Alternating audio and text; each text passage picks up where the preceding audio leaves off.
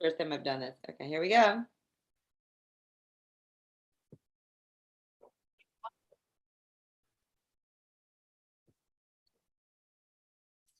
Buenas tardes. Yo soy Lilian Guerra. I am Lilian Guerra, professor of Cuban and Caribbean history at the University of Florida. And I am standing in for the wonderful director of the Center for Latin American Studies, Carlos de la Torre, who cannot be here. Today, we have a special treat, which is that we have invited Coco Fusco, who is a great friend of mine and an hermana in many respects, and a colleague. I have been an admirer of Coco Fusco's work since the early 90s, which I think probably— That's how old I am. That's how old I am.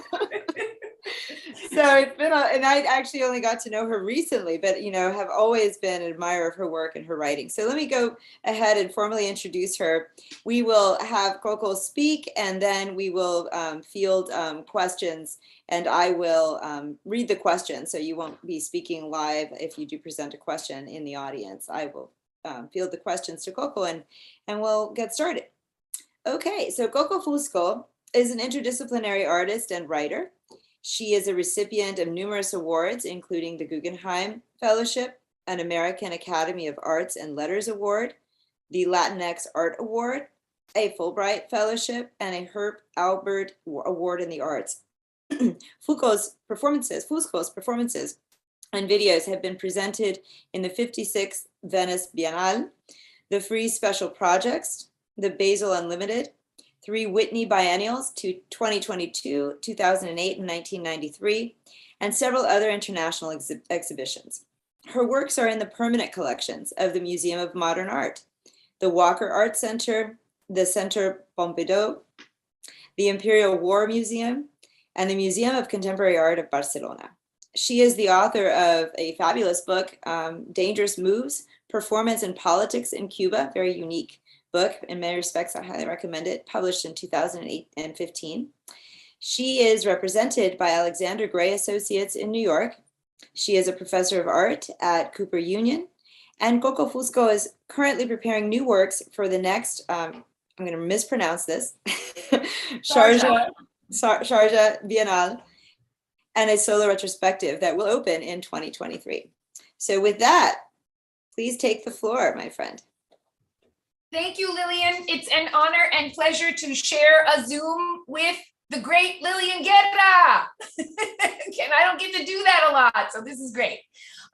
So I was asked to present you the PowerPoint that I tried to talk through that has to do with the situation of art and activism in Cuba. Some of you may know about recent protests. The ones last July got a lot of publicity, but they were more general population protests than what I'm talking about is the sort of string of events that emanated from cultural sectors that preceded that bigger protest last July, and then a little bit of the repercussions and fallout of that. So I will share my screen to do this.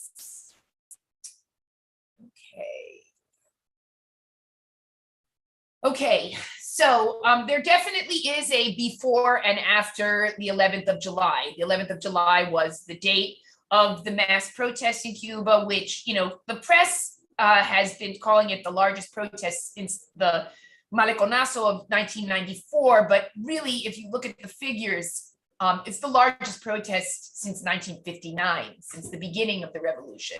And some historians are even saying that even during the protests against Batista in the last years of the Batista dictatorship, the size of the crowds was not as large as the size of the crowds were last summer. So what has happened, though, since the 11th of July protests is that the state has used those protests very opportunistically to blame artists for them.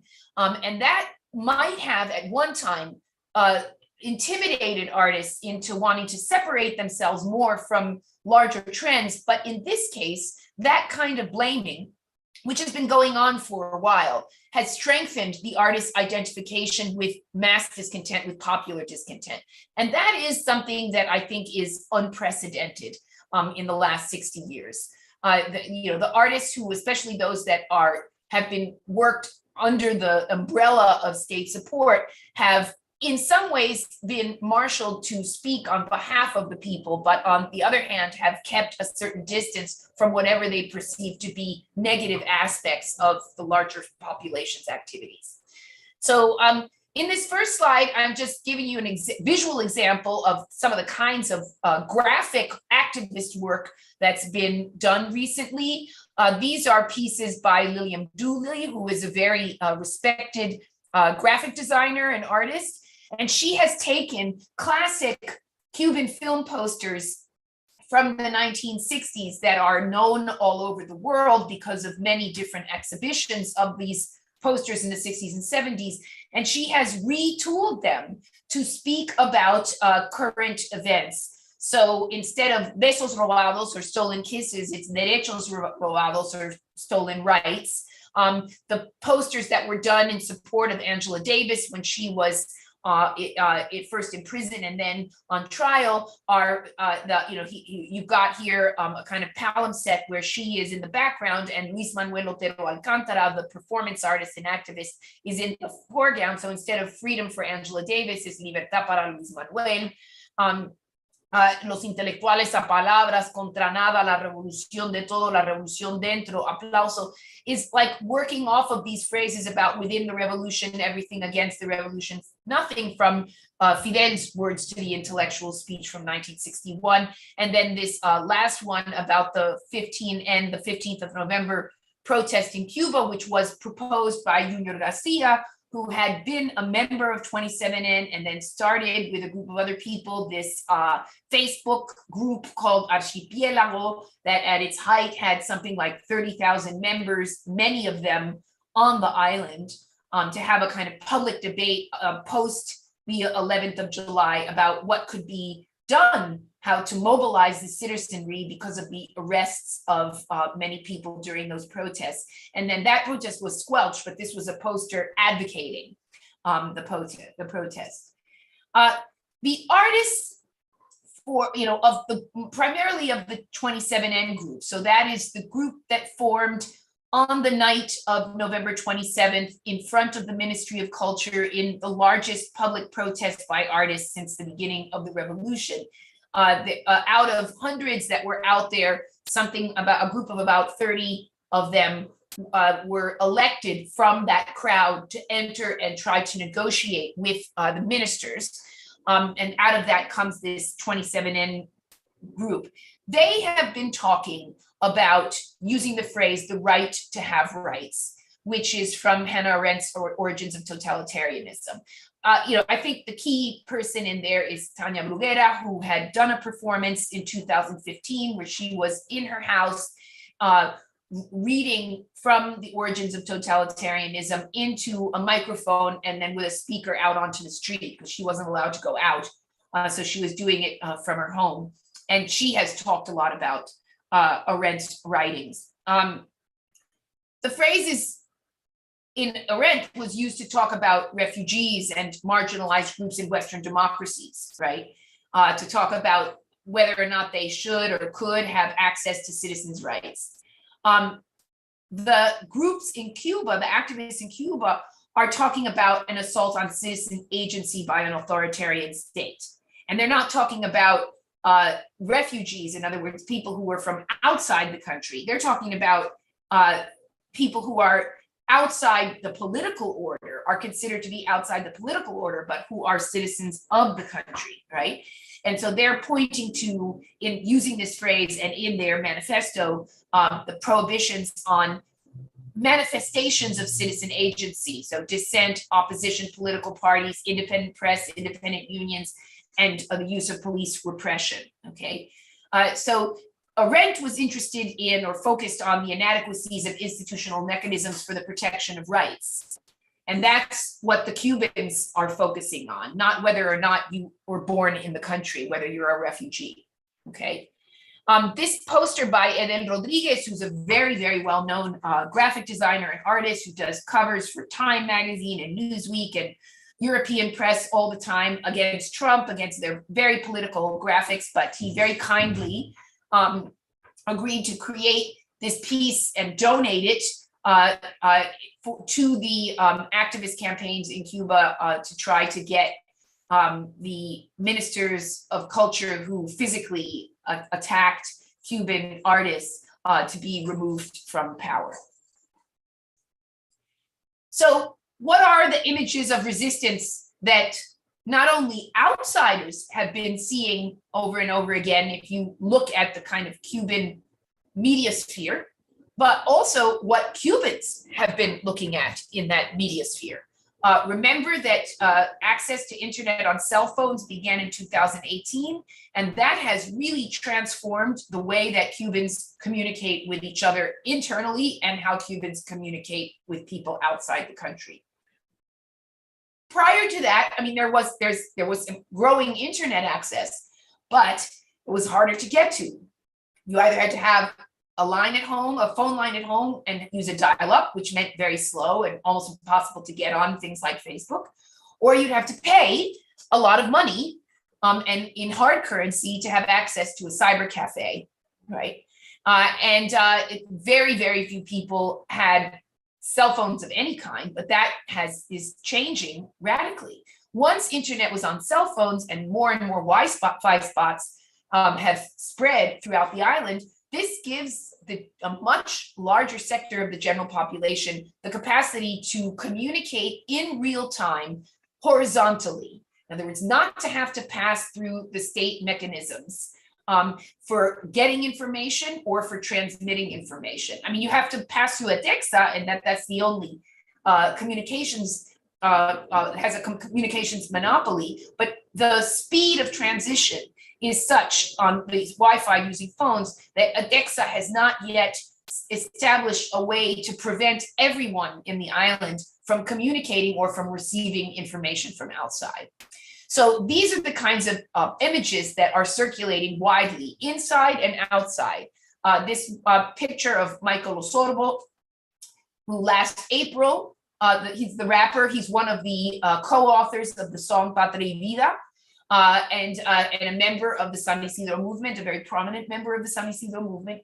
Last April, police came to try to arrest him in the San Isidro neighborhood, and the neighbors came out and forced the police away from him, preventing the police from putting the second part of the handcuffs onto his other arm.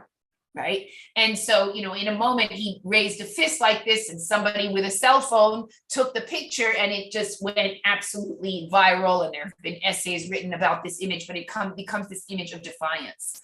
The image of Luis Manuel, this is the last performance that he was able to carry out. This was also took place in April of 2021, and this was coincided with the 8th Congress of the Communist Party, Cuban Communist Party. So while they were convening, he's in his house strapped to a garrote, which was a punishment device used both during the Inquisition and also on slaves. As an expression of what he sees as the condition of Cubans, particularly marginalized, poor and Black Cubans, when in relationship to the political order represented by the Cuban Communist Party. And then the last is the moment of victory at the last Latin Grammys last November, when the authors of Patria y Vida were on stage singing the song that won the best song of the year at the Latin Grammys, and won 2 Grammys. And El Fonky, who's on the far right of the image, was able to get out of Cuba. He's also a member of the San Isidro group and collaborated frequently with Michael Rosorbo, was able to get out of Cuba and got to Las Vegas to be able to perform with the others who are the members of the reggaeton group, and then Yotuel and Deceme Bueno, right? So that was an amazing moment when projected behind them was an image of La Habana Vieja, as if they were singing in Cuba with all these candles and them all in white. So that was the kind of biggest sting to the Cuban government on mainstream media that it has experienced in a really long time. And they spoke while they were on stage about the fact that Michael Rosorbo and Luis Manuel were in prison and could not be freed in order to join them. The other kind of visualization of resistance, and I cannot emphasize enough the importance of the fact of visualization and the access to these visuals. Because if you think about it, whatever may have been known prior to recent internet access about opposition groups and dissident movements simply wasn't visible in any other way than direct contact, right? It was very difficult for Cubans on the island to actually see what was happening, to know what was happening by being able to see things. You would hear rumors, but rumors are not reliable. If testimony would be smuggled out of a prison, it would have to be secretly removed from the island. So now we have a completely different visual landscape where people have a lot more access to what is happening that is not reported in state media. And that has changed a lot about how Cubans see themselves. So here you have the emergence of these two artist-driven groups as independent movements that challenge state control of culture. Okay, so first you have the establishment of the San Isidro movement in 2018. These are all, it's a group of mostly self-taught artists and cultural promoters coming from theater, spoken word poetry, visual art, music, many of whom had already been marginalized by the state, censored or denied the right to travel in one way or another, being kicked out of organizations and so on and so forth. But these so-called misfits come together, and they had known each other and worked together before, but the formation of the San Isidro movement is a direct result of the declaration of Decree 349 in 2018, that was an attempt to criminalize independent cultural activity. So they gathered together in order to fight this. The other is the 27N movement, which, as I mentioned before, emerges on the night of November 27th, when hundreds of artists and cultural workers convened in front of the Ministry of Culture in the largest protest by artists since 1959. So what about the soundtrack of resistance? Because music is very important to these cultural opposition movements. There are a lot of musicians in these movements. There are particularly marginalized and largely Black musicians were targeted by Decree 349. There's elements of that decree, of that law, that specifically refer to noise, volume, musical forms like reggaeton and rap.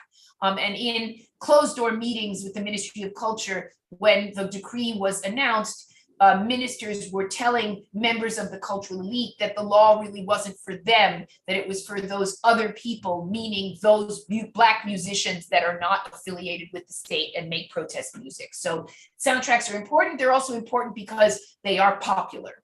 Visual artists in Cuba who are well known outside the country are not necessarily well known inside the country. Art is still considered a relatively elite form. Popular music, on the other hand, everybody listens to.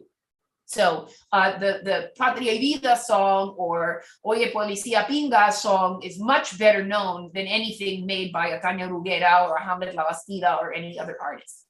So we have the key soundtracks of resistance, right? And I've been following this because as rappers and reggaetoneros, many of them, the more contestatory ones, have had to leave the country, but they leave in their wake a trail of music that is condemning police, condemning informers, talking about scarcity, talking about oppression. And the most famous ones of the last year have been, well, this song, Oye Policía Pinga, which has, is basically fuck you cop, right? That has various interpretations by musicians inside and outside of Cuba. De Cuba Soy by Yomilidani, which has this great video by Yimit Ramirez, a Cuban independent filmmaker who's now in Madrid, where different historical figures, everybody from Dulce Maria Loinas and Ana Mendieta to Jose Marti and Antonio Maceo and others, their mouths are moving to the song, and they all have phones in their hands, and on the phones you're seeing images from the July 11th protests. But the song that really has become the anthem of the opposition and protest is this song Patria y Vida, which means fatherland and life, which is a kind of transformation of Fidel's famous Patria o Muerte, venceremos phrase that he used to say at the end of all these speeches, and that used to be once upon a time on billboards all over Cuba. It was a runaway hit that got 1 million hits on YouTube in the first week, 3 and some in the first month, and it's now at 10.5 million. It was inspired by the San Isidro movement hunger strikers. I'll explain a little bit about that in a minute. As I mentioned before, won 2 Latin Grammys, and it's a collaboration of a number of artists from inside and out of Cuba. This is an unprecedented collaboration. Not only was it a collaboration musically, but the music video was produced both in and out of Cuba, right? So, you know, the Semer, Yotuel, and Gente de Zona were working in Miami, and then Fonke and Michael were working in Cuba. Luis Manuel appears, but he doesn't sing, he's not a singer. And you see Angelo Troya, the cameraman, inside Cuba, shooting them secretly in the middle of the night so that no police would figure it out, and then getting that material out so that it could be edited by Asiel Babastro in the United States and then put on YouTube. Now, it's not a coincidence that Luis Manuel was arrested on the 11th of July. Michael was arrested about a month before, and Angelo Troya was also arrested on the 11th of July and narrowly escaped a prison sentence. I think it was switched to home arrest, you know, like that he can't leave his house after being detained for a couple of months because of an international outcry and because he didn't have a record. But basically the state has pursued every person, and Funky got out, you know, with a kind of ticket with no return. So, you know, everybody has been either imprisoned or banished as a result of the success of that song. And I cannot emphasize enough how powerful that song has been as a rallying cry. It was chanted during the July 11th protests. It is scrawled in graffiti on walls all over Cuba. The authorities come and paint over, and people come back and put it again. It is yelled at police when they come to arrest people in poor neighborhoods. And in Miami and in New York and New Jersey and in Europe, where there are large Cuban enclaves, this song appears everywhere. I went to Miami last spring and I saw on restaurants, outside restaurant facades, waiters with Patria y Vida t-shirts. You go into Walmart or Target or Kmart or whatever, and you go to the electronics section, and where there are rows of screens, there would be the video of Patria y Vida playing. So, you know, even politicians like Senator Bob Menendez was talking about Patria y Vida, and in I think it's called CELAC, gathering of Latin American leaders last summer, the president of Uruguay was reciting lines of Patria y Vida to Miguel Díaz-Canel at the meeting. Okay, so, you know, I mean, it's a rarity for a cultural text to be taken up by the political order, by various political orders, so quickly and so uniformly. I mean, even, you know, in the US, I mean, Samantha Powers is talking about Patria y Vida. The State Department was doing Zoom conferences with Yotuel. The politicians are responding to the music and to the success of the music as a message that the larger Cuban population could grasp and work with. Because one of the biggest problems that Cuban opponents have had up to now is the lack of connection with the larger population, right? So, and this is a kind of breakthrough moment. And it's also the reason why the government is so scared of them. And I believe that that's why they were so intent on arresting Luis Manuel and Michael. So, you know, in addition to this, you've got efforts, kind of art activist efforts coming from the cultural sector. I was part of this No a la Bienal de La Habana campaign. It was a very, I would say, and I don't think that this is because I'm trying to tout my own horn. I think it was a very successful campaign in that all the media attention on the biennial was put to the boycott. More than 700 arts professionals around the world, including over 300 Cubans, signed on to the boycott to not participate, which meant if you got an invitation, don't accept it. And if you don't have an invitation, don't go, right? Because the idea was, in a moment in which there are hundreds of political prisoners, many of whom are artists and art students from a range of cultural spheres, this is not a time to be celebrating the largesse of Cuban culture and the wonders of Cuban art. If the state itself chooses to punish so many artists in such a draconian manner, then the arts community cannot stand in support of an event that is designed to whitewash that reality. That was the message that was, I think, conveyed fairly effectively. And the Cuban government has relied for a very long time on the diplomatic channel of culture in order to make itself look more liberal than it is, and that there are many cultural workers from all over the world that support that by going to Cuba and participating in these events. And so by getting many artists who in another moment may have accepted immediately an invitation to think twice and to publicly state why they were not going was a very important shift. In addition to this, digital independent media continues to be very strong, even though several journalists that work for Rialta, El Estornudo, Hipermedia, Diario de Cuba have been sanctioned, fined, and in some cases expelled from the country, but they continue to produce interesting investigative reporting and commentary on contemporary Cuban reality, and that has really changed the international news coverage of Cuba. Now these independent publications are quoted much more than Prensa Latina or any state source of information, and that's also an important shift. So what are the images of state repression that people have seen? Because these images of state repression are what get others out into the street, okay? Why did hundreds of Cuban artists stand in front of the Ministry of Culture for 16 hours or however long it was on November 27th? Because of what they saw on their phones, okay?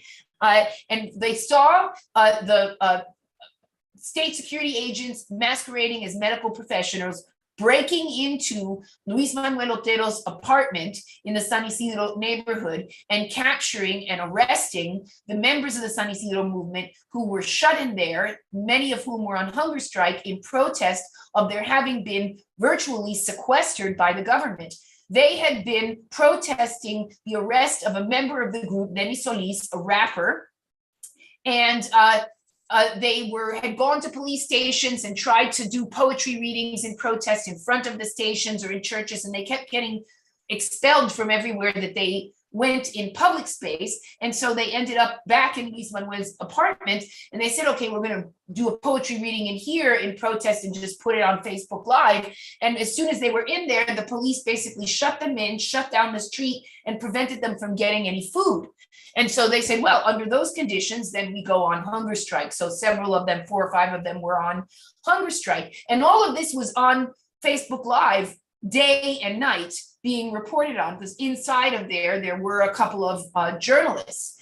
The state response was eventually to break in, forcibly break the door and very roughly remove them, arrest them. And then, they put the hunger strikers into hospitals, but as prisoners. I mean, they were in hospital beds chained to the beds, right? So this incensed their peers, the violence, the intrusion and the violence of the whole thing. And that is what sent them the next day to the Ministry of Culture. Also later in, earlier than that, in the spring of 2021, Luis Manuel had been forcibly hospitalized after being on a hunger strike. And then the government did what they have done before with some other political prisoners who have gone on hunger strike, which is to, take pictures of them with plates of food in front of them. And, this kind of manipulative video produced by state security in which Luis Manuel is not allowed to speak, only his doctor can speak for him. That was also, set off a lot of alarms and generated a lot of protest. And then earlier in 2021, when after the November 27th protest, after the attempts to negotiate with the Ministry of Culture that broke down and failed, and then the artists start to get vilified, a group of them went back to the Ministry of Culture in late January, and what they got as a response to their arrival was the minister, Alpidio Alonso, coming out with a lot of his colleagues and physically being aggressive to members of the group, including knocking phones out of the hands of a journalist and shoving and pushing these young artists who were quite shocked and disgusted by this, and then began a campaign asking for his removal from power because of his impolitic behavior. And then there's the constant mob assaults on this is the offices of Tania Rivera's group Instar. All of this stuff is being recorded with cell phones and being put on the internet, and it generates a very strong reaction. What are other kinds of measures that the state has taken, of like repressive measures, is to have constant surveillance of targeted activists and intellectuals, to have medidas cautelares, which means you're effectively under house arrest before you're tried, right? So some people are under house arrest before they are tried for charges against them. Others are under house arrest after they are tried because they get a sentence of house arrest. And some are simply under surveillance without any formal policing measure having been applied. All three of those things go on. That happened with Carolina Barrero. She didn't have formal charges against her, but she was not allowed to leave her house for months. And then there also are, detentions without trial that go on and on for months at a time. I mean, Luis Manuel has been now in prison for 8 months, Michael for 10 months, and they have not been tried. And the charges against them weren't even announced until very recently. The detention of Hamlet Labastida, which got a lot of press last summer, was another one of these famous cases where he's a very respected and very highly politically astute visual artist. And he was in Berlin on a residency in 2020 to the spring of 2021.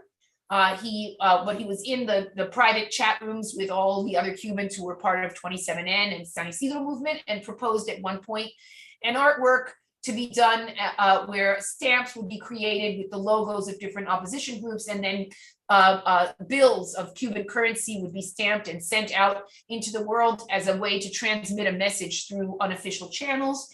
His colleagues thought it was too risky, so they didn't carry it out.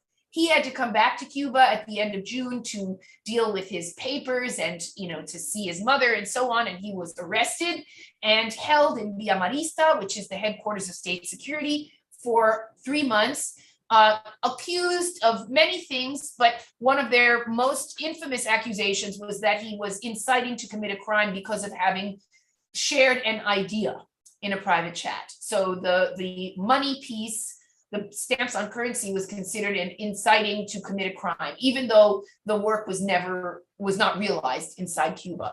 While he was detained, a group of his friends decided to carry out the piece in Madrid at an art fair at Arco.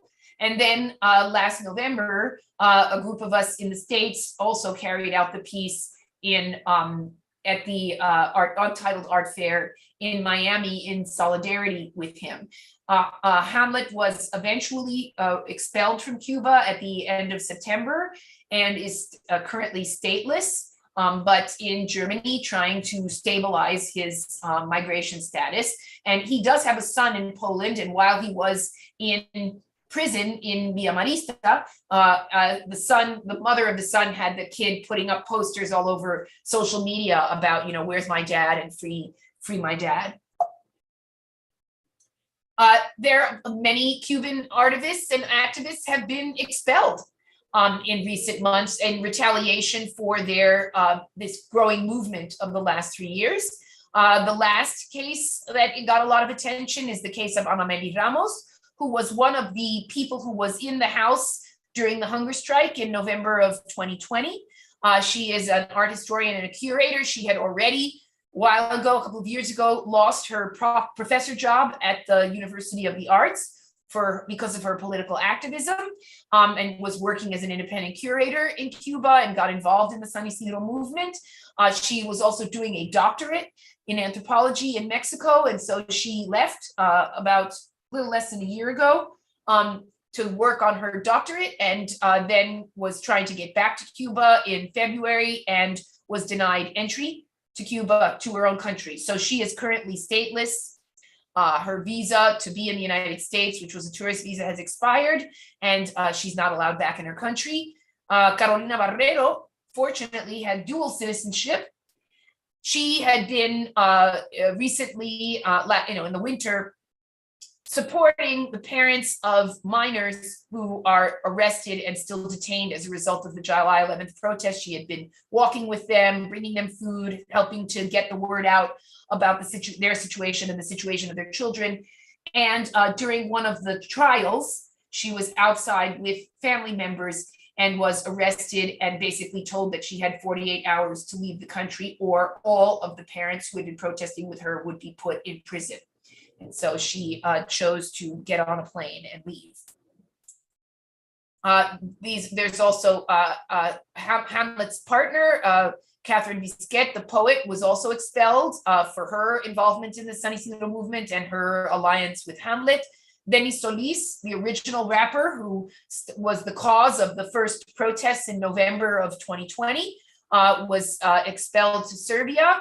Hector Valdez and Esteban Rodriguez, other San Isidro movement members, were thrown out in January and recently arrived in the States, but on their journey from Central America through Mexico, they were arrested twice in Mexico and were also detained at the US-Mexico border, but now they're finally out. And other independent journalists and activists, Oscar Casanela and this Aurel Leivis Cabrera, is in Russia. So, and there probably are more, but these are the cases that I know of that are connected with culture and independent cultural production of recent expulsions. So is this exceptional? People say, how to read this. In some ways, the resistance and the repression are exceptional. The development of internet-based communication gave a kind of autonomy and visibility to independent human culture that it had never had before. It's not that there was no attempt. There were literary figures that tried to have magazines of their own, people who tried to produce all sorts of independent journalism on their own, but it's the access to the internet that has given them a kind of visibility and also velocity of communication that nobody had before. It's also exceptional that the artists' demands in the manifestos of the San Isidro movement and the 27N movement are not limited to artistic concerns, but they're talking about the rights of the general population to organize independently, to have their own economic entities, to basically have more robust civil rights. That's not specific to art making. And then, there is this generalized access that I've mentioned before since 2008 that produces a national audience for independent culture, okay?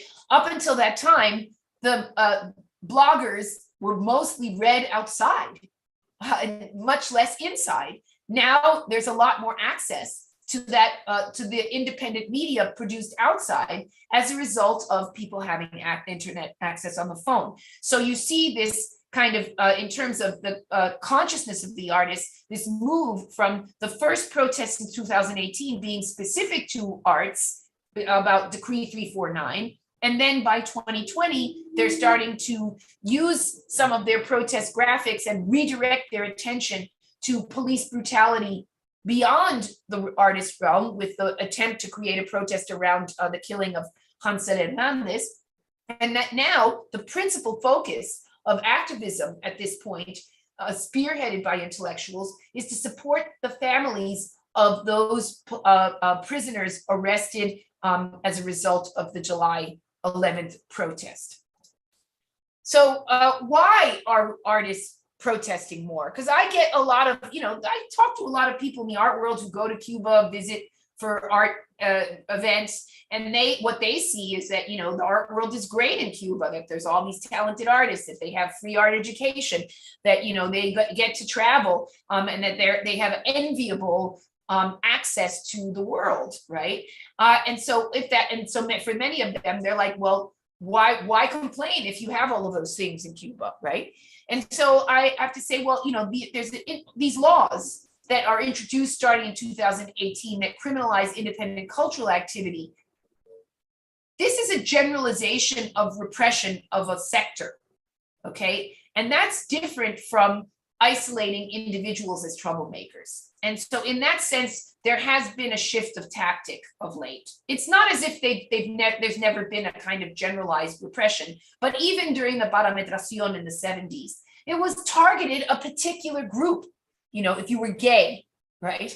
Or if you were outspoken against the government. Now it's anybody who works independently. So let's say you have a music studio in your house, which many rappers and reggaetoneros do. They go to Miami, buy equipment, or they buy it on Mebolico, and they make a studio in their own house. Or you have you have a gallery in your house, which many artists do, and you want to have a show. Or you're a theater person and you want to make a theater play in your house, or you're a filmmaker like Carlos Lechuga, or any of these guys who go to film festivals all over the world, but they make films without ICAIC approval and without ICAIC money, right? Any of them can be arrested for under Decree 349. Any of them can be fined. Any of them can be stopped in the middle of what they're doing because of this. So that generalizes the repression in a way that makes you, unless you still believe that somehow or other you're above it all, you're generally susceptible to the repression. And so that was a direct attack on a growing independent art, music, and journalism sector that has been increasing in its presence and power since 2008. There's also a frustrated expectation because the Obama era, people believed, especially young people, that Cuba was going to change for the better, that it was going to open up. But look, Obama wants to reestablish diplomatic relations. Obama's sending, the heads of foundations to Cuba. Obama's doing this. We're going to have people-to-people exchange, blah, blah, blah, Airbnb, restaurants everywhere. So there was this expectation that things were on the move. And then suddenly you see the opposite, right? So that pissed off a lot of young people. This is similar to what happened in the late 80s. When a lot of young intellectuals and artists thought that perestroika was coming to Cuba because it was happening in Eastern Europe and the Soviet Union. And then they got the clampdown in 1989 after the execution of Arnaldo Ochoa. And then you see a wave of exodus, a wave of people leaving as a result of that. And then there's a shrinking public sector under Raul's leadership. So the budgets have shrunk for culture. So that means if the budget is shrunk for culture, that means that you're less likely to have a museum buy your work. You're less likely to have the government pay for a trip of yours. You're less likely to get an exhibition approved because they're going to keep exhibitions on for longer to spend less money. You're less likely to get a job because there's less money to pay people. So that's pushing more people into the non-state sector, right? And then there's, the art sector was at the forefront of the dollarization measures in the 90s. So that means that artists were among the first cuentapropistas to be able to do direct sales and to make money in hard currency. So once you have more economic independence, you kind of see yourself as having greater autonomy from the state because you're not as beholden to the state in order to get anything done. The young people tend not to focus so much on key collective efforts from the past, but thanks to my lessons I learned from Lilian Guerra, I get to think a little bit more critically and analytically about connections across different historical moments. Many of the people who were in the Marcha contra la Violencia in 2009 ended up in the San Isidro movement. And another person who was at the forefront of this march in 2009, which was about violence against independent artists and rappers and independent cultural producers, many of them, one of them is Luis Dene, who is now one of the most outspoken and well-spoken Cuban influencers on social media. But Amali Pacheco was in this march, who was one of the founding members of the San Isidro movement, as were several other spoken word poets who were associated with San Isidro. Another important movement is this group Y Criterio Alternativo, led by Maria Elena Cruz Varela, the poet. That was the first group of intellectuals and cultural workers to openly and publicly defect from the Cuban Artists and Writers Union and say they were going to make their own group, right? And then propose changes to the Cuban Constitution. And of course, they were, broken up, arrested. I mean, there's the famous scene of Maria Elena Cruz Varela being dragged out of her apartment by her hair and forced to swallow pieces of paper that had her poems on them in front of this mob that was outside of her house. But that is an important moment and an important grouping of artists that were confronted the state and tried to organize independently. And then also the Proyecto Varela, right? Which was another attempt to organize a referendum and changes to the Constitution that were included a lot of the similar demands for civil rights, and that were also, even though Paya was not an artist, there were many independent journalists and writers and poets who were part of this movement who ended up then getting arrested during the Black Spring of 2003, right? So in all of these movements, cultural workers are in the foreground. So, in terms of more about the forms of repression, there is a generalized escalation of police and paramilitary violence during this period. There are technical means that the state uses, like, clamping down on internet, shutting off people's phones, and then introducing new decrees right in the wake of July 11th protests to curtail the use of telecommunications and social media. And now there's a new penal code coming into effect that a lot of people are up in arms about, that are also about this, about limiting what you can do on social media and how you can communicate. Tomas Edson is an artist, a painter who went into exile, fled Cuba in 1991. He was famous in the late 80s for a series of paintings that he made, 33 portraits of Fidel Castro for the 33 years in power, where the face of Fidel was made up of turds, pieces of excrement. And he left the country, but he commented to Wendy Guerra on CNN recently that, for him, censorship in his day meant canceling your exhibit and getting a little slap on the wrist, and now it means going to prison. So, he sees a shift and an escalation over time. There's state propaganda, very big campaign launched in the wake of the November 27th protests. The most important aspect of this is Humbertico Lopez, who has a TV show every week. And he, has been doing an ongoing smear campaign against members of 27N. And then you have Silvio Rodriguez, the famous singer and composer, on this program that's on the internet, Vistar magazine, talking about Courbet's famous painting of a vagina, and creating a false analogy, and saying that it was censored, but it was not censored at its time, and it wasn't censored by the state. It was the Salovs that decided not to show it.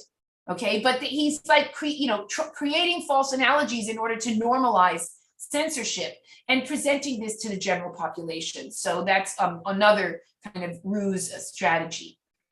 So what are the challenges, it seems to me, of the present moment? Because we are in a very dark moment now. I would say that this period of intensified protest is over. The total number of political prisoners in Cuba is up to 1,027, and this comes from a Prisoners Defenders report from April 7th. 891 of those are from 11th of July protests. 38 are minders. Okay. There is draconian sentencing going up. Some people who were involved in the protests are being tried for sedition. Among those are 16 minors are being tried for sedition. And that means you could get up to 30 years in prison. Now you got to understand that, how can the government claim sedition? Well, if you challenge the existence of the socialist state, which, some people were saying abajo la dictadura during those protests, that would be considered sedition because the state is inviolate according to the current Cuban constitution. So of these people who are arrested and still in detention, 652 have been sentenced. And of those, 259 have sentences of more than 10 years for participating in an overwhelmingly peaceful protest against the government. Okay. And in this terrible situation, you've got a lot of criminalization of artistic expression. Neither Michael Rosorbo nor Luis Manuel participated in the protests, but the sentences being asked for them by the tribunal is 10 years for Michael, 7 for Luis Manuel, for things like doing artwork with the flag or disrespecting authority. Okay, and then the musician Abel Lescay was just censored and sentenced to 6 years in prison. El Gato de Cuba, who's an influencer for making jokes, got 2 years. And for the rapper Randy Arteaga, he hasn't been tried yet, but they're calling for 7 years. So in this climate of, intensified repression and harsh sentencing, this is what is being levied at artists. So, here I formulated this a while ago. I said, what can we do in the future? What would I say would be important to do would be to try to renew collective organization efforts, because the activists have been geographically dispersed now, and to try to reorient the discussion to political reform, because right now everybody's just focused on repression. And this is exactly what happened to the Black Panthers. In the late 60s and early 70s, because so many of them were arrested, they got focused on defending those who were arrested and kind of couldn't put any attention on the programs that they had initiated, like free breakfast for kids and so on. And that there also has to be a global repositioning. In other words, that, if the artists tried to talk to the government, they really thought that they could open a dialogue with the government. And what they learned was that they couldn't get the government to talk to them. Well, that doesn't mean that you have to stop. It just means you have to think about a different strategy for getting the government to talk. And in this case, it seems to me that would be to really get external pressure on the government to force them to some sort of negotiation. So that's it. Sorry to go on for so long. I'm thrilled. I have a number of comments that reinforce your points, that made me think very historically, and I want to share those. And then I have some questions, because I think a lot of people would like to know in what ways are these forms of activism unique, and in what ways do they represent, the kind of wild from the margins forms of activism that effectively were responsible for the collapse of the Batista regime and were responsible for the collapse of the Machado regime. Because as I'm listening to you speak, I'm thinking precisely there are direct parallels in terms of, the feeling at the time before either of those guys fell, that they would never fall, and that what was happening was sort of, especially in the early 50s, for instance, what was happening was just sort of, diddly squat, that it was marginal, that nobody would care, that, so I'll make a comment about that in the form of a question in a minute, but I want to reinforce the notion that I think a lot of us fail to recognize, and that is that what made the movement and the movements so extraordinarily threatening long before the 11th of July is that the domains of the state has existed within the domain of culture as a kind of a director, manager, curator of what's possible. But there are specific ways in which the state has exerted and in critical moments, like in 1980, for instance, in the wake of, more than 124,000 Cubans registering to leave, they orchestrated visual expressions of supposed unanimity behind the regime. And what did that take? What form did that take? It took the form of the marchas, right? In fact, nobody had had a marcha prior to those 5 months in 1980 in Cuba. So a marcha is like literally a march, right? And when I was seeing the images from July 11th, I was at the same time writing, or not writing at that point. I just finished a book that'll come out soon that has the last chapter dedicated to 1980. And I was really struck by how what you saw were people just walking down the streets of Havana was really identical. It was sort of the inversion of what you saw in 1980. People carrying, banners of their own confection, which of course is illegal. But in 1980, it was utterly curated. I mean, in the Granma, which is the national newspaper and the organ of the Communist Party, there was a list of more than 70 different slogans that were permitted. And if you didn't have one of those slogans, you're going to get arrested.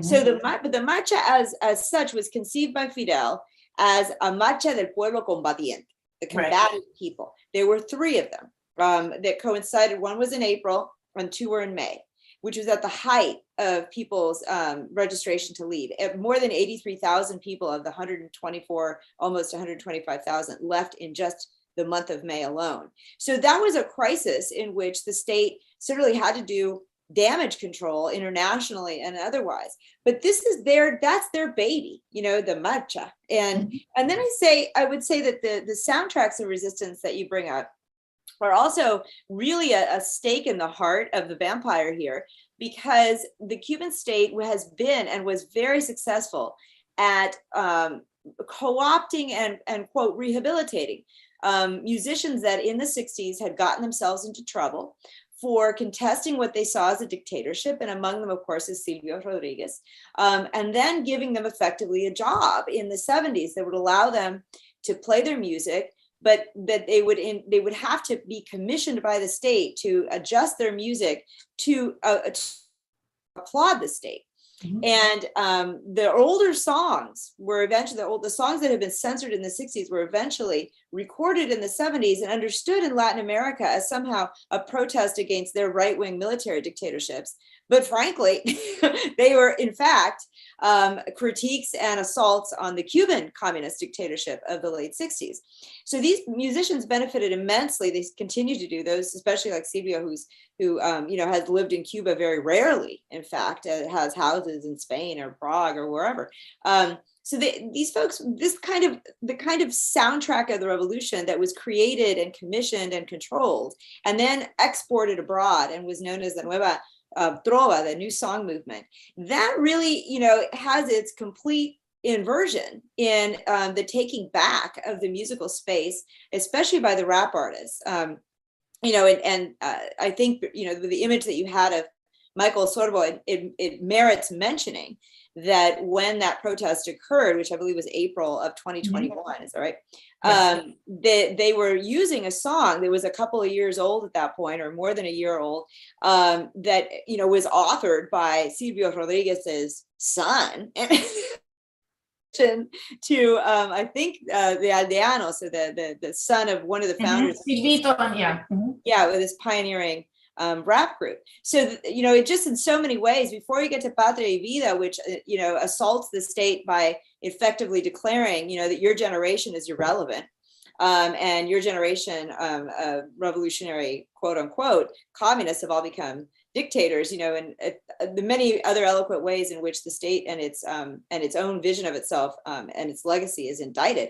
You had that already, in this earlier song, and you had it embodied by the composers. So I see the state was being primed for what was coming next. And I don't think they were, obviously nobody thinks they were prepared for was the population to spill out onto the streets.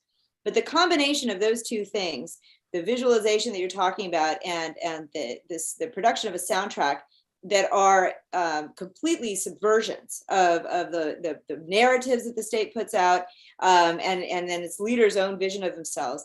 I think that's what makes all of this a situation where Cuba is sort of a slow boiling cauldron. And in fact, the state, I think, sees the people like Miguel Diaz-Canel and his, Raúl Castro and all the rest of the other dictators. I think they see it as a pressure cooker more than a slow boiling cauldron. But if you see it as a slow boiling cauldron, there is nothing that will stop ultimately a July 11th from happening again. I think the catalyst might have to be another song or another artistic expression that makes people cry. I mean, I know when Padre Vida came out, I had never in 27 years had a conversation over the phone, not in person, with a cousin of mine in Cuba who's quite young, who's in her 30s, in which she cited something that was ultimately utterly oppositional to the government, and she started texting me through WhatsApp and emails and just signing Padre Vida. We're talking, this is February, right, of 2020. Well, that's when the song came out. The song came out, like seconds after the song came out. So that transformed her. It transformed her, and I think she has. I don't want to say more about her, but because it's too specific. But there are many people who have young kids and who worry. Well, I can't make these kinds of assertions and assessments because then I will encourage them to go out on the streets and look at how the state has treated those who have. So there is, there are stop gaps, that are inside and internal to people's expression of consciousness, but that they are supportive in a way that I haven't seen or witnessed before. That there are many, many, many, probably millions of people who are supportive of the protests, even as they themselves will say, well, I can't endanger, my own life or the lives of my children by going out there myself. So let me conclude my comments with a couple of assessments that, one of which I think you haven't addressed, and it would be nice to hear you address them.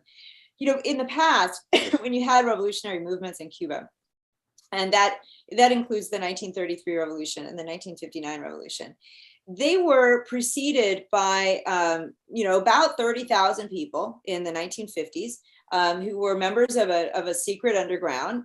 Fidel's guerrilla movement was really much more symbolic, and it wasn't until the last months of the opposition's movement that you got face-to-face confrontations and military confrontations between the Batista military and Fidel. So for those of you who think that Fidel won the war and the guerrillas were responsible, you're wrong.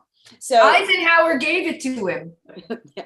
So I've spent 2 books now, arguing that this was a moral victory. So I don't want to say more than that, but the moral victory, the sort of reorientation of people's understanding of what was possible in Cuba was largely due to these minor acts, like hundreds of minor acts by activists who would go out and print in their homes these little newspapers of opposition, and they would have dozens of people go around Havana and drop 50 copies of the newspaper near the mailboxes in apartment buildings. That kind of minor act.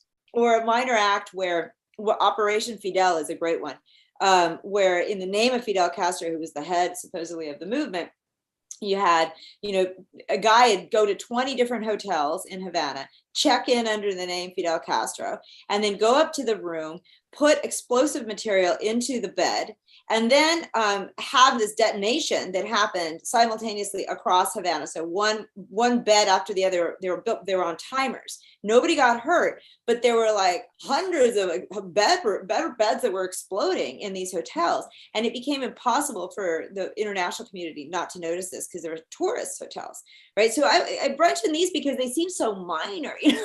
These are minor acts, but you put hundreds of these acts together, and they begin to have an effect. So I see that there are direct parallels between, what appear to be just performances by artists. I also see that the middle class in Cuba, to the degree that it exists, is occupied primarily by artists and by professionals who have a certain degree of autonomy and economic security that most Cubans don't have, because most Cubans are utterly dependent on their rations and terrified that would somehow become cut, because then they don't have a way to even get their caloric intake taken care of.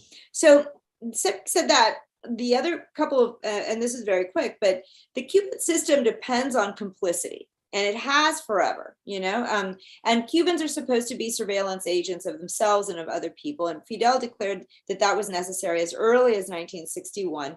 And in 1964 was arguing that one day there would be no need for the Ministry of the Interior, because Cubans would all be agents of the Ministry of the Interior. I mean, literally, and he wasn't wrong, in some respects.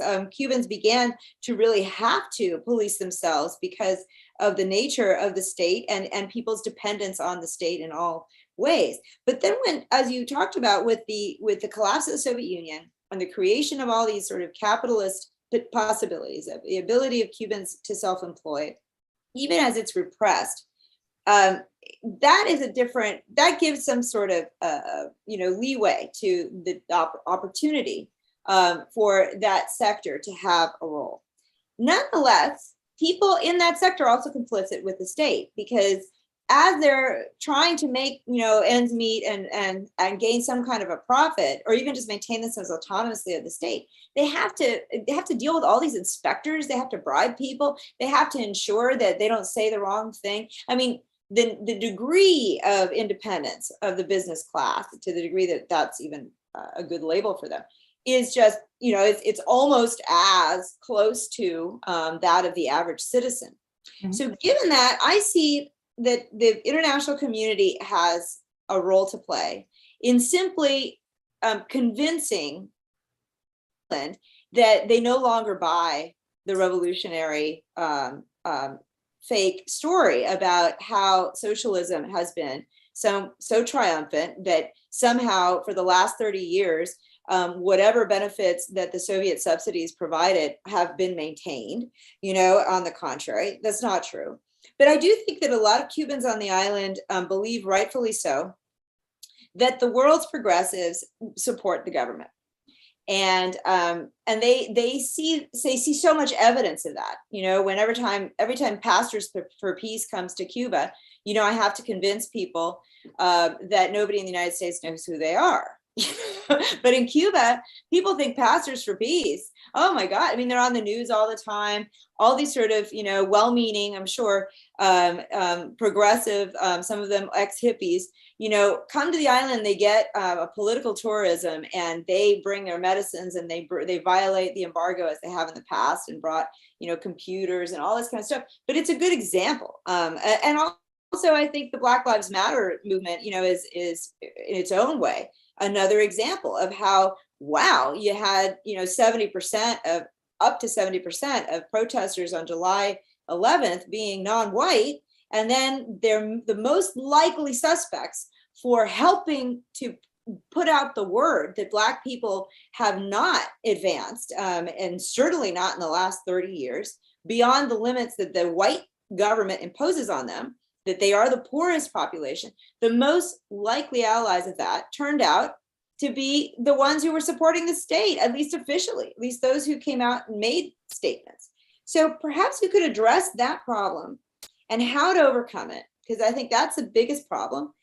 And then finally, I would say that there's also like the new laws that criminalize the use of the internet for purposes that subvert the state are also economic in their dimensions. So that I know that, for a lot of different reasons, that the money that is being exchanged in Cuba, and you must, as a Cuban citizen, exchange whatever you're getting paid in for a kind of foreign currency, so that you can go to the few stores on the island where you are given a date, of the month to go, and you hope that when you go there with your few foreign currency dollars or what have you, that you're able to buy the materials that you need. But that whole exchange is not happening in state cadecas. It's not happening in banks that are controlled by the state. It's happening on Facebook, and it's happening through individual, like messaging. I have this is the rate at which I'm exchanging money. So there's a lot of money that is being exchanged. There are people who just subsist on this trade, which is utterly illegal. And so I wonder, if we're missing some of the degree of threat that the internet represents by not looking at the various ways that people are using Facebook and using WhatsApp to completely collapse the state's financial worthiness. So I'll end with that. But yeah, I hope you got that. Any comments? That's a lot. That's a lot, but I'll try. But yeah, say whatever you like. And those two questions, I think, about how to shift the progressive world's opinion about Cuba, and then second, about the other ways in which the internet is also subverting the state. I think those are kind of last points, but significant ones.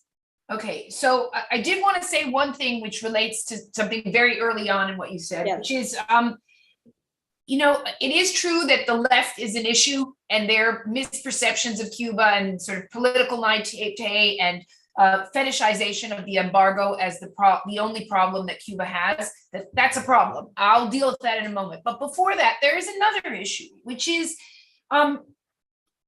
we see in this presentation the people who have kind of decided to speak out and have decided to articulate a certain critical consciousness. I don't mean in presenting this to underestimate the degree of political naivete of the rest of the population. And I really think it's important to understand that.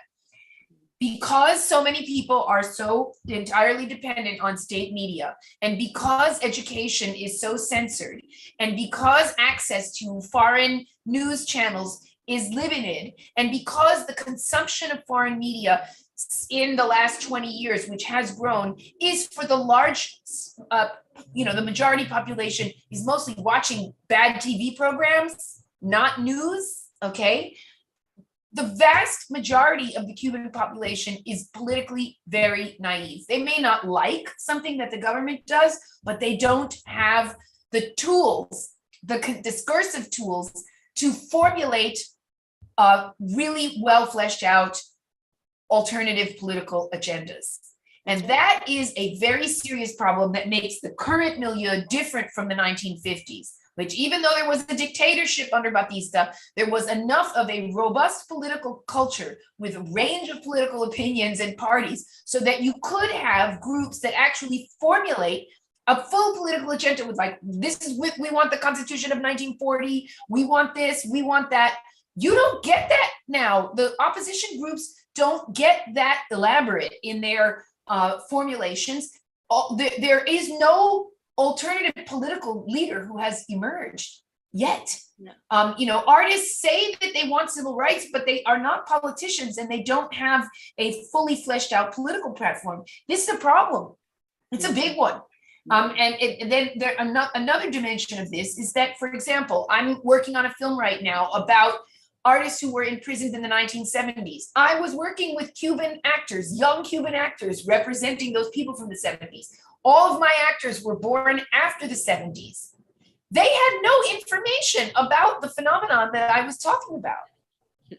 I would show them, didactic cartoons from magazines in the 60s and 70s. They had never seen them.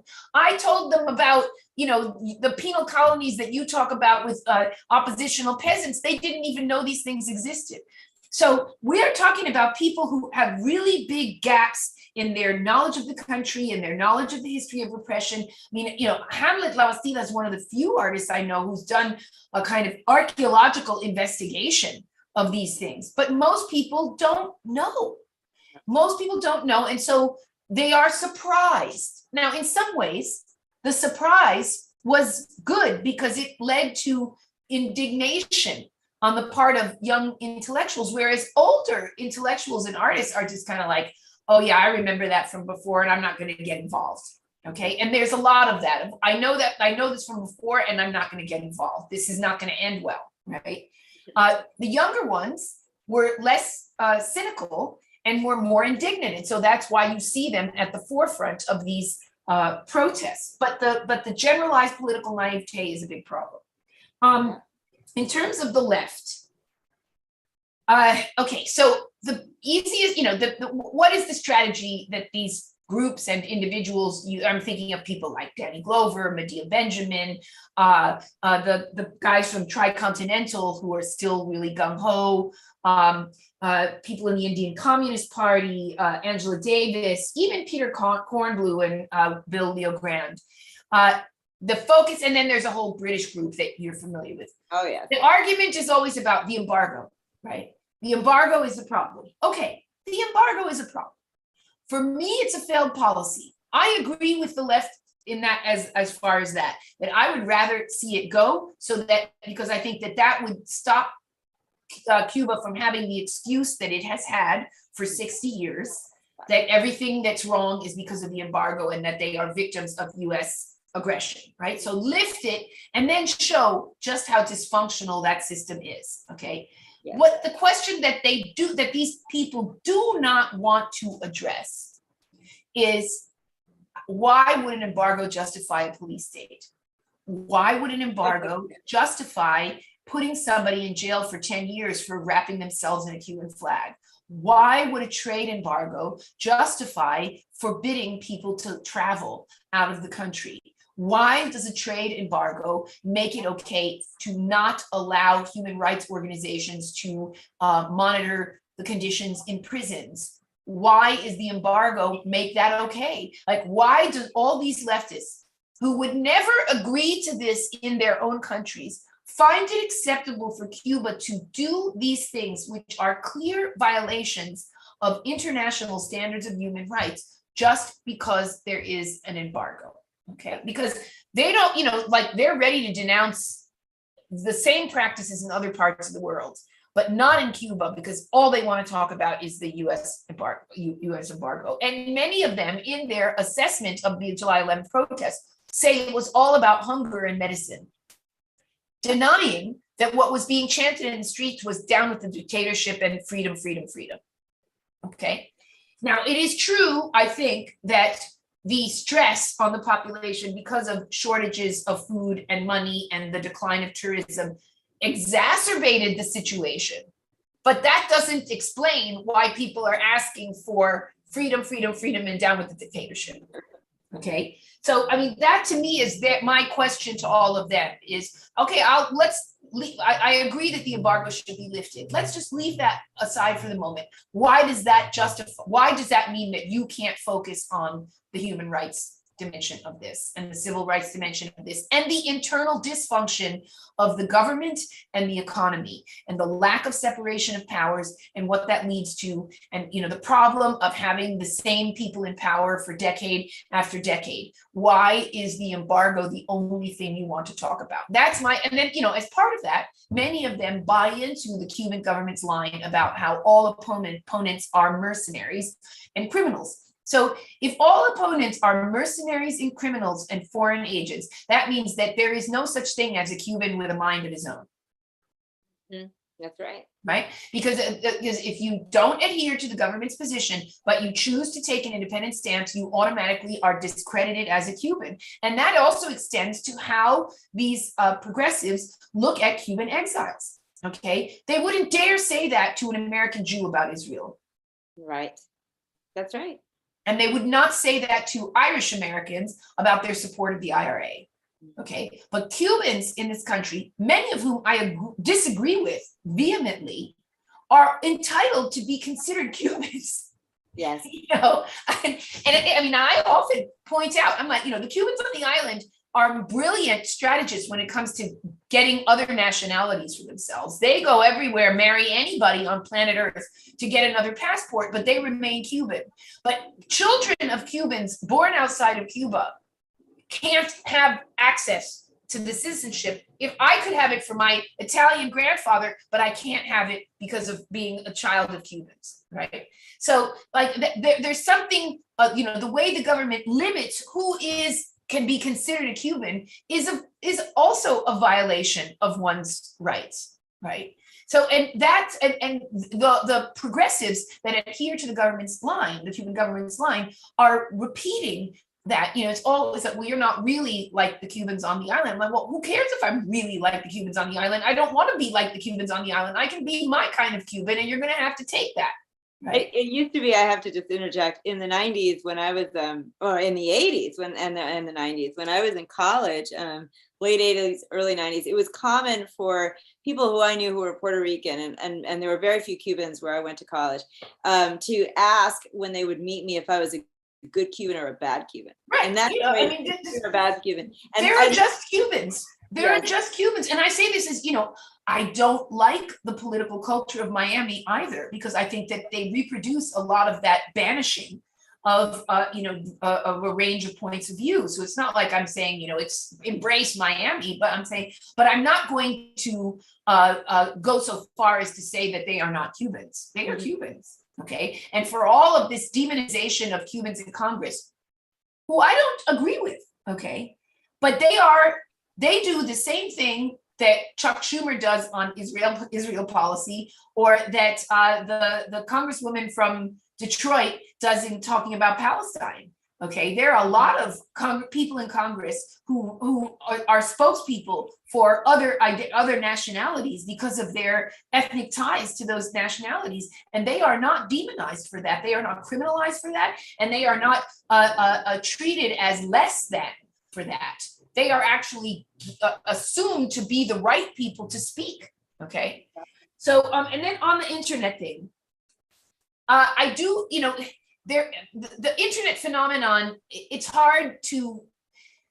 People that write about it outside of Cuba tend to be very extreme in one way or another. I mean, there's the government position where it's all criminal, right? And it's all bad, and it has to be controlled. And then there are the kind of gung-ho digital culture enthusiasts that say that digital culture is what, the internet transformed Cuba, the internet, and they want to kind of impute agency to technology in and of itself. And I'm not of that thing. Then there are, the Ted Henkins and all that say, it's kind of an engine of independent business.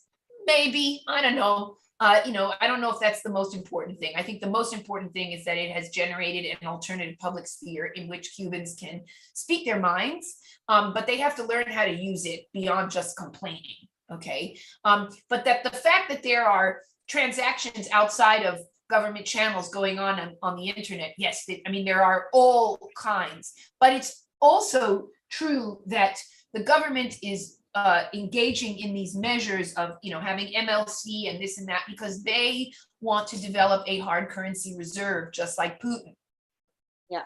And the way to do that is to freeze the hard currency inside the country by forcing you can't keep it in a bank, you can't use it in a store, so you're going to have to turn it over if you want to make it fungible, right? So that's how the Cuban government will hoard hard, because they're short on hard currency. Remember, they've suffered like a 90% drop in tourism since the pandemic.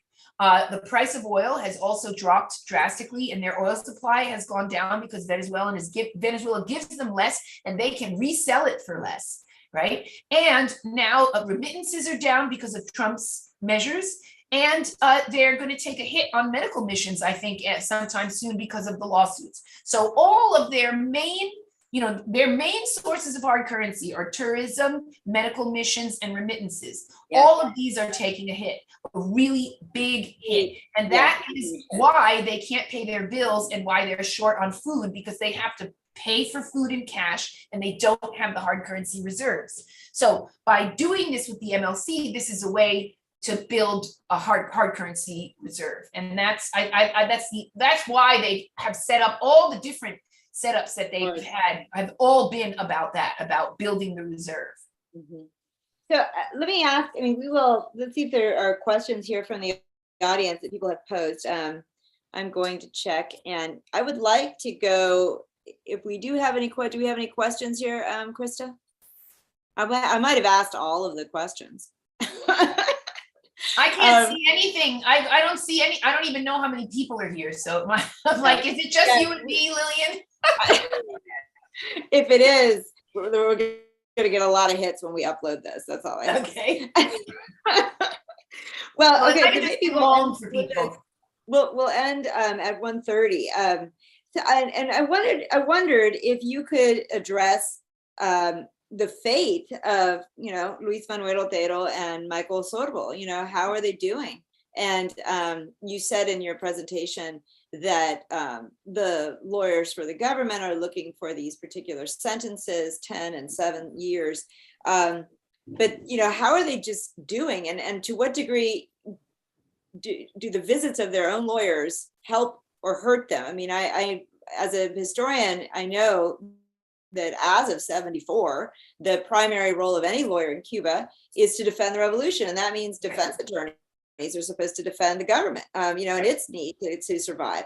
So one wonders, to what degree even do the lawyers in this case, the defense lawyers, help these two, or in general, the political prisoners? I should first say that, in the interest of protecting the two prisoners and their attorneys, I don't speak to them directly. State security, when they interrogated Hamlet last summer, they were suggesting that I was an agent, a government agent in the United States. And so, in the interest of their safety, I don't speak to the lawyers. I have to go through second parties, right, to some intermediaries. So I can't say that I have talked to the lawyers directly. The situation, they are separated. Michael is in Pinar del Rio, and Luis Manuel is in Guanajay. So they are not together, but I am pretty sure that they know about each other's situations now, because there's a lot of back and forth between the attorneys. At one point, they had the same attorney. That's no longer the case. Why attorneys change, I can't really say. But both of them have undergone changes in legal representation since they've been in prison. What I hear from Amami, who has been more direct contact with Michael, is that, on the last visit, when he was told about the 10 years, he kind of laughed and said, okay, the party begins now, something to that effect. He's really tough. He is really, really tough, but he also has more long-term prison experience than Luis. He's a little bit older also. So that may explain it, that he's not so out of, a fish out of water in that situation, but his health has been impaired. I'm not exactly sure what it is, but the reports are that he has these swollen lymph nodes, and, it could be cancer. We don't know, but, medical attention, very hard to come by. Right. But it seems from what I hear that Michael he knows that he won a Grammy, and that made him very happy. He was punished for making a public statement about the win by having, phone privileges taken away. That was last fall. But he seems to be in a more combative state of mind. Luis is harder, I think, is taking all of this much harder. Prior to this imprisonment, the longest time that he spent was 2 weeks in prison. So this is, even though he was arrested more than 50 times, he would usually be home within a day or two. So this is a big deal. And I think that for the first few months, he just didn't believe that he was going to be there for that long, but then it's starting to sink in that he could be there for a while. He went on a couple of hunger strikes that really debilitated him. He suffered a temporary paralysis during the last hunger strike and had to be hospitalized. And he's got vision impaired in one eye at this point. So it's not good. It's not good. But he did decide in the last month because at one point he was like, I'm not going to talk to anybody anymore. I'm not going to have visits anymore. I'm not going to do anything. I'm just going to be on a hunger strike, and they'll have to let me go. But he did decide about a month ago that he would accept contact. So he's had some visits from relatives. I've been able to get correspondence to him. I've arranged for some medicine to be sent. His sister and his aunt are able to visit him. But the things, I don't know, it's hard to say exactly what the lawyer is telling him other than whatever he's instructed to tell him. There are attorneys in Cuba, as far as I know, who are not 100% on the side of supporting the revolution. A lot of, if they become very public about it, they get thrown out, like Laritza Diversen. And also there was another lawyer who was I can't remember his name, but he was on El Toque all the time giving commentary, and he left in the last month because he was under constant harassment. So, but there are lawyers who get it. I even heard a story about an attorney who was representing one of the protesters who quit during the trial, because they said this is a sham, and I'm not going to be I'm not going to be the defense of this sham. Right. There also are stories about judges giving sentences and then going away and crying. So, you know, I'm not going to say that the machine has broken down, but I will say that there are cracks. There are cracks. And there's one question that's kind of we should address, and then we'll have this question be the last one of the event. Okay, so you know, I get to ask you, what can we do? All right, number one, do not ask the question because most people aren't seeing it. Oh, so how can the international community compel the release of minors detained as a result of July 11th? Elias, stop. Forgiving my child's home. Okay, that's okay. Number one, you know what we consider minors is people under 18. In Cuba, you get a sentence as an adult at 16. So a lot of these minors are in the range of 16 to 18. So the Cuban government can say, you know, our law says that they can be tried as adults and screw you, which I think that they are saying or will say. There are a lot of things. Number one, you know, do not participate in, you know, ridiculous tourism to Cuba that goes where all the money goes to the Cuban government. You know, stay off the tours, ask critical questions. You can write to your congressmen, right? And but I don't think that the U.S. government, because the Biden administration has not really announced a change of policy on Cuba from Trump, the U.S. government is not in a good position to negotiate anything with the Cuban government right now. So I think that the key players are in Europe, that, you know, that Cuba's most important trading partners, Spain, Italy, Canada. These are governments that have a lot more say and a lot more insider insider status in Cuba than the U.S. But that doesn't mean that one shouldn't do whatever possible to raise awareness, right? And to support that awareness, and not kind of go, oh, well, I just want to see it before it changes, which you heard during the Obama administration, or I want to join this tour and find my Cuban roots. I mean, really, this is not the time for that. I would add too, those who are writers out there, we need to write. We need to do some of the work of translation, because there's a lot of information about the minors who are in prison that's in Spanish. And frankly, most people have no clue about what's going on, because at best it's being published and disseminated in the Spanish language media. And at worst, it's not being mentioned at all. So, doing the work that a lot of us as intellectuals do of cultural and political translation, but just general, in this case, literal translation of what exactly is happening, and how young are these people, and the fact that people are being arrested or have been arrested for throwing rocks. I think it's significant that Fidel Castro, when he was arrested, and Raul Castro in 1953, they and 120 other guys had assaulted a military barracks, and Raul got 13 years and Fidel got 15. And for throwing rocks, they're giving people 20-year prison sentences. What I mean? And these are people who have no, political agenda, at least as far as an organized political agenda, and one that is armed.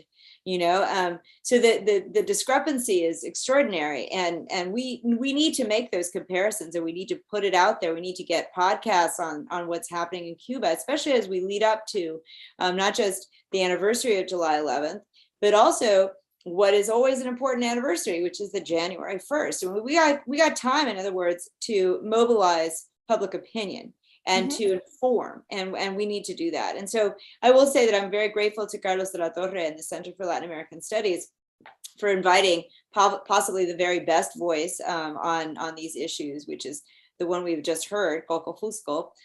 Thank you. Voice. And for giving us the space. And then, and I encourage more of us here at the University of Florida to put Cuba back on the agenda and in the headlines, because it is really, none of what has happened recently has gone away. As Coco has pointed out, things are far worse than most people expected they might be. So with that, Thank you very much, Coco, for being Wow. Okay, Profe, it was such a pleasure to talk with you as always, and I hope to talk to you again soon, okay?